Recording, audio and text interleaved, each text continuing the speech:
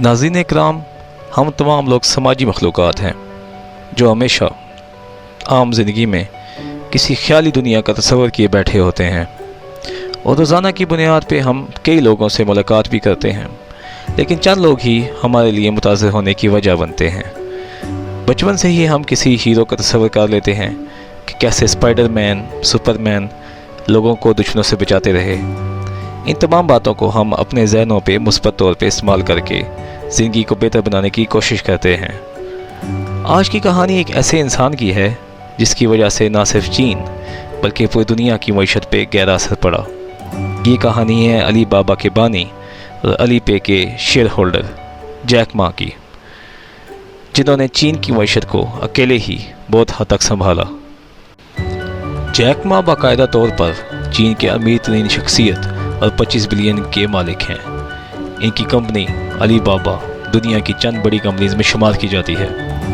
سننے میں یہ ایک مغرور امیرزادے کی کہانی لگتی ہے، لیکن ہمیشہ سے یہ حالات نہیں تھے۔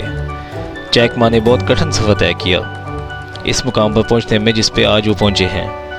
جیک ما کی ایک سچی جستجو تھی جس کی وجہ سے وہ آج کی دنیا کے ایک عظیم امیر انسان اور ایسے شخص بنے جس سے آپ اور ہم بہت کچھ سیکھ سکتے ہیں۔ زندگی کے مشکل دور میں جیک ما بچپن سے سونے کی چمچ لے کر پیدا نہیں ہوئے تھے۔ جیک ما چین کے شہر ہونگزاؤ میں ایک متوسط طبقے کے گھرانے میں پیدا ہوئے۔ ان کا ایک بڑا بھائی اور ایک چھوٹی بہن بھی تھی، اور یہ وہ دور تھا جب چین میں کمیونسٹ حکومت کا نظام رائج تھا اور یہ مغربی دنیا سے کٹ کے الگ تھا۔ جیک ما کے والدین شروع سے ہی میوزیشین تھے، اور وہ اتنا بھی کما نہیں پاتے تھے کہ اپنے آپ کو مڈل کلاس میں تصور کر سکیں۔ جیک کے لیے 1972 میں امریکی صدر نکسن کی ہونگزاؤ کا دورہ صحت کے لیے بہترین ثابت ہوا۔ جیک اس دورے سے فائدہ اٹھانا چاہتے تھے۔ وہ شروع سے ہی انگلش سیکھنا چاہتے تھے۔ وہ صبح کا وقت سائیکل چلاتے، کربی پارک میں گزارتے، امریکی سیاحوں کو مفت ٹور گائیڈ کی سہولت مہیا کرتے۔ تب انہیں ایک امریکی لڑکی ملی جس نے ان کا نام جیک رکھ دیا، جو ٹھیک سے ان کا اصل نام نہیں بول پاتی تھی۔ جیک نے انگلش میں بیچلرز کی ڈگری حاصل کرنے کے بعد ہونگزاؤ ڈیانزی یونیورسٹی میں ٹیچنگ کا کام شروع کر دیا۔ جیک ایک خوش قسمت انسان تھے۔ وہ بار بار ناکام ہو جاتے تھے، مگر ان میں جو خاص بات تھی، انہوں نے ہار نہیں مانی۔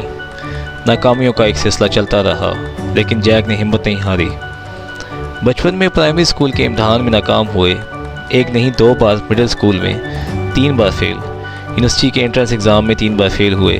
انہوں نے ہارورڈ میں بھی 10 پر اپلائی کیا اور ہر بار ریجیکشن کا سامنا کرنا پڑا، اور یہ صرف ان کے تعلیم کا دور تھا۔ ڈگری حاصل کرنے کے دوران اور بعد میں جیک تقریباً 30 جگہ ریجیکٹ ہوتے چلے گئے۔ جیک اپنے ایک انٹرویو میں کہتے ہیں، جب KFC چین میں کام کرنے آئی، 24 لوگوں نے اپلائی کیا، 23 کو رکھ لیا گیا سوائے میرے۔ پولیس فورس میں بھی یہی ہوا۔ میں اکیلا انسان تھا جو ریجیکٹ کیا گیا تھا ان 5 افراد میں جنہوں نے اپلائی کیا تھا، اور جواب یہ ملا تھا، نہیں، تم یہ جاب کرنے کے لائق نہیں ہو۔ جیک کے انٹرپرینیور کے ابتدائی دور میں بھی جیک 2 پروجیکٹس میں فیل ہو گئے، لیکن انہوں نے ہار نہیں مانی۔ ان کے ایک انٹرویو میں کیے جانے والے سوال پر جیک کا جواب تھا، خیر، ہم ریجیکشن کو قبول کر لینا چاہیے، ہم اتنے بھی اچھے نہیں کہ فوراً ہر جگہ قبول کر لیے جائیں۔ جیک نے ایک ہنر سیکھ لیا تھا جو ہر کوئی نہیں سیکھ سکتا، وہ تھا انکار کے درد کو سہنا اور اس کا علاج کرنا۔ آخرکار تمام ناکامیوں کے بعد جیک نے 1995 میں امریکہ کا دورہ کیا، جو کسی ہائی وے کی تعمیر کے بارے میں ایک حکومتی پروجیکٹ تھا۔ یہ وہ دور تھا جب جیک نے پہلی بار انٹرنیٹ اور کمپیوٹر کو جانا۔ اس وقت میں چین میں کمپیوٹر نہ ہونے کے برابر تھے، کیونکہ اس وقت وہ بہت قیمتی تصور کیے جاتے تھے، جبکہ انٹرنیٹ تو بالکل ہی نہ ہونے کے برابر تھا۔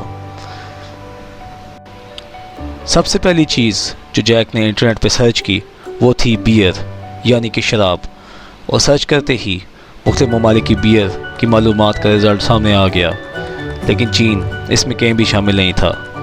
اس وقت انہوں نے فیصلہ کر لیا، یہ وقت ہے کہ چین اور ان کے لوگوں کو انٹرنیٹ کا بھرپور فائدہ حاصل کرایا جا سکے۔ آخرکار 17 دوستوں کو جیک نے قائل کیا کہ وہ اپنی سرمایہ کاری شامل کریں اور علی بابا کی شروعات جیک نے اپنے اپارٹمنٹ سے شروع کر دی۔ علی بابا کے پاس باعث سے ایک پینی بھی سرمایہ کاری میں شروع میں شامل نہ ہو سکی، لیکن وقت کے ساتھ جیک نے 1999 میں سافٹ بینک کا 20 ملین کا لون اور گولڈز مین ساشے کا 5 ملین کا لون کی سرمایہ کاری شامل کروائی۔ وقت کے ساتھ چین کے لوگوں اور عوام میں بھروسہ پیدا ہونا شروع ہو گیا کہ آن لائن طریقہ کار ایک محفوظ طریقہ کار ہے۔ لوگوں کا اعتماد حاصل کرنا، یہ وہ کام ہوا جس کو جیک ما اور علی بابا کی انتظامیہ ساری زندگی یاد رکھیں گے۔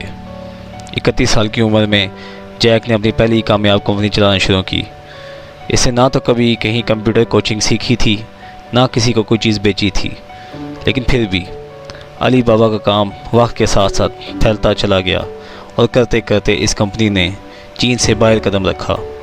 اب یہی کمپنی امریکی کمپنی والمارٹ کے بعد دنیا کی دوسری بڑی کمپنی ہے، اور اس کو اس مقام پہ لانے والا صرف ایک ہی شخص ہے، اور وہ ہے جیک ما۔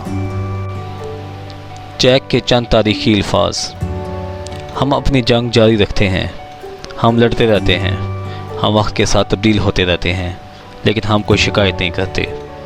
خود پہ یقین رکھنا، ریجیکشن کے باوجود ہار سے سیکھ کے اپنی جدوجہد جاری رکھنا جیک کا نظریہ تھا۔ چند اور قول جو جیک کے ہیں: کچھ بڑا کرو یا گھر جاؤ، کبھی ہار مت مانو، آج مشکل ہے، کل زیادہ مشکل ہوگی، لیکن آنے والا کل ہمارے لیے خوشیوں کا سورج طلوع کرے گا۔ تم اپنے مخالفین سے سیکھو ضرور، لیکن ان کی نقل کرنے کی کوشش مت کرنا، اگر نقل کرو گے تو مرو گے۔ تو یہ کہانی تھی جیک کی، جس نے نہ صرف چین بلکہ پوری دنیا میں کاروبار کا نقشہ تبدیل کر کے رکھ دیا۔